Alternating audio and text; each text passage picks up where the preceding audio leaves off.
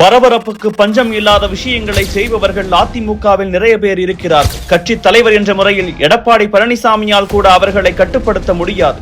ஏனெனில் கட்சியின் மீது அவர்களுக்கு இருக்கும் விசுவாசமும் உழைக்கும் தன்மையும் அப்படியானதாக இருக்கும். எடப்பாடி பழனிசாமியின் கைக்கு அதிமுக வர வேண்டும் என்பதில் உறுதியாக நின்றவர்களில் முக்கியமானவர். எடப்பாடி பழனிசாமிக்கு ஆதரவாக நின்று ஓபிஎஸ்ஐயே ஓரங்கட்டியவர். எடப்பாடி பழனிசாமியின் தளபதிகளில் முதன்மையானவர் அவர்தான் சி.வி. சண்முகம்.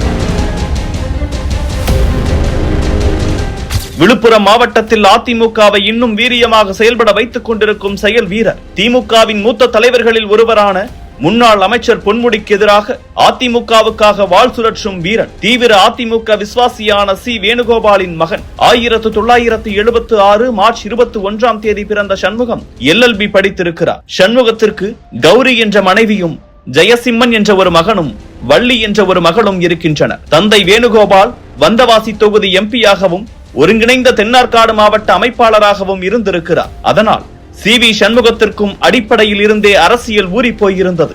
அதிமுக விசுவாசமும் தான். 1996 தேர்தல் படுதோல்விக்கு பிறகு 2001 தேர்தலை சந்தித்தது அதிமுக. இந்த முறை வேட்பாளர்களை பார்த்து தேர்ந்தெடுத்தார் ஜெயலலிதா. அதில் இளையவர்களுக்கு அதிகம் வாய்ப்பு கொடுக்கப்பட்டது. அந்த இளையவர்களில் ஒருவராக இருந்தவர் சி.வி. சண்முகம். திண்டிவனம் தொகுதியில் வேட்பாளராக நிறுத்தினார் ஜெயலலிதா. அந்த தொகுதி 1962 முதல் திமுக மற்றும் காங்கிரஸ் இரண்டும் மாறி மாறி வெற்றி பெற்ற தொகுதி. திமுகவை சேர்ந்த சேதுநாதன் என்பவரை எதிர்த்து களமிறங்கினார் சண்முகம். முதல் தேர்தலிலேயே வெற்றி. காங்கிரஸ் திமுக மட்டும்தான் வெற்றி என்ற பேட்டர்னை உடைத்து முதல் முறையாக வெற்றி பெற்று ஜெயலலிதாவின் குட்புக்கில் இடம் பிடித்தார் சி.வி. சண்முகம். சீனியர்களுக்குத்தான் பதவிகள், புதியவர்கள் அரசியல் பழகட்டும் என்றெல்லாம் நினைக்காதவர் ஜெயலலிதா. முதல் முறையாக வெற்றி பெற்ற போதே அமைச்சர் பொறுப்பை சண்முகத்திற்கு கொடுத்தார். 2003 முதல் 2006 வரை கல்வி அமைச்சராக இருந்தார். பின்னர் 2006 ஆண்டு தேர்தலிலும் திண்டிவனம் தொகுதியில் வெற்றி பெற்று எம்எல்ஏ ஆனார். ஆனால் அதிமுக அந்த முறை ஆட்சியை இழந்திருந்தது. 2011 மீண்டும் போட்டியிட்டார் சி.வி. சண்முகம். ஆனால் இந்த முறை திண்டிவனத்தில் அல்ல. காரணம், பொன்முடி என்னும் அசைக்க முடியாத இடத்தில் இருந்த திமுக காரர். அந்த தேர்தலில் சி.வி. சண்முகத்தை வைத்து பொன்முடியை வீழ்த்தினார் ஜெயலலிதா. 1989 இருந்து விழுப்புரம் தொகுதியில் போட்டியிட்டுக் கொண்டிருந்த பொன்முடியை அந்த தோல்வி 2016 தேர்தலுக்கு திருக்கோவிலூர் தொகுதியில் போட்டியிட வைத்தது. இந்த முறை சி.வி. சண்முகத்திற்கு கிடைத்தது சட்டம் மற்றும் வணிக வரித்துறை, பத்திரப்பதிவுத்துறை அமைச்சர் பொறுப்பு. ஜெயலலிதா எந்த அளவுக்கு வாய்ப்பு வழங்குவாரோ அதே அளவுக்கு வாய்ப்புகளை புடுங்கவும் செய்வார். 2011 அமைச்சரவையில் சண்முகத்திற்கும் அது நடந்தது. சண்முகத்தின் அண்ணன் ராதாகிருஷ்ணன் தனி ராஜ்யம் நடத்துவதாக புகார் பறந்த நிலையில் அவரது அமைச்சர் பதவி 2012 பிடுங்கப்பட்டது. தான் சார்ந்த சமூகத்தைச் சேர்ந்தவர்களை மட்டுமே கவனிக்கிறார் என்ற குற்றச்சாட்டும் போக மாவட்ட செயலாளர் பொறுப்பும் சேர்த்தே பிடுங்கப்பட்டது. 2016 தேர்தலிலும் விழுப்புரம் தொகுதியில் போட்டியிட்டு வென்றார் சண்முகம். அவருக்கு மீண்டும் சட்டத்துறை, நீதி மற்றும் சிறைச்சாலை துறையே ஒதுக்கப்பட்டது. ஆனால் உடல்நலக் குறைவால் ஜெயலலிதா 2016 காலமாக அதிமுகவில் அதிகார புயல் வீசியது. தொடக்கத்தில் சசிகலாவுக்கு ஆதரவாக இருந்தார் சண்முகம். டிடிவி தினகரன் தொப்பி சின்னத்தில் போட்டியிட்ட போது அவருக்காக தொப்பி சின்னத்தில் வாக்கு கேட்டார். ஆனால் இடையில் காட்சிகள் மாற தினகரனுக்கு எதிராக அதே தொகுதியில் இரட்டை இலை சின்னத்திற்கு வேலை பார்த்தார் சண்முகம். தீவிர சசிகலா ஆதரவாளராக இருந்த சி.வி. சண்முகம் அவரது கைதுக்கு பிறகு தீவிர எடப்பாடி ஆதரவாளராக மாறினார்.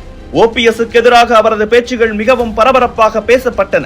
இன்னும் ஒருபடி மேலே போய் ஜெயலலிதா மரணத்தில் சந்தேகம் உறுதியாகி இருப்பதால் சிறப்பு விசாரணை செய்ய வேண்டும் என்று வலியுறுத்தியவர். இரட்டை இலை சின்னத்திற்கு பிரச்சனை வந்தபோது அச்சின்னத்தை காக்க தன் முழு அஸ்திரங்களையும் பயன்படுத்தியவர் என்று அவரது கட்சி விசுவாசம் அசைக்க முடியாதது.